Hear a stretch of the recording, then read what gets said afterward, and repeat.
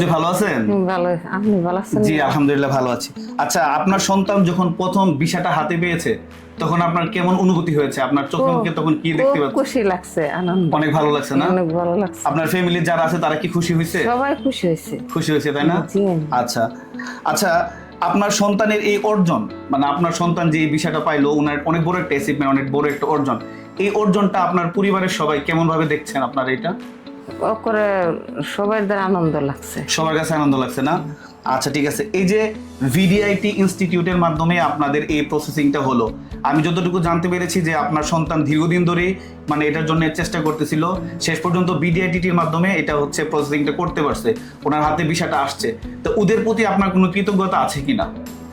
আছে বলে ছেলে ভালো কাজে লাগলে জি ভালো উন্নতি হবো, জি। সবাই খুশি হয়েছে। আচ্ছা আচ্ছা, আপনার ছেলের মতো বাংলাদেশে আরো অনেক পরিবার আছে যারা তাদের সন্তানকে পড়াশোনা বলেন, জবের জন্য বলেন, দেশের বাইরে জাপান অথবা অন্য কোনো দেশে স্টাডি করাতে চায়, তাদের জন্য আপনার কোনো বার্তা আছে কিনা? আচ্ছা, দোয়া করছি আলহামদুলিল্লাহ, সবাই আল্লাহ কাজে লাগাক, সবার মনে আহাঙ্কার আল্লাহ পূর্ণ আচ্ছা করুক। আচ্ছা, ধন্যবাদ চাচি, ভালো থাকবেন। হ্যাঁ, আচ্ছা। আসসালামু আলাইকুম।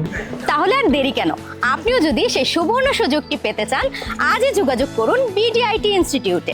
কি ভাবছেন তাদের অ্যাড্রেস কোথায়?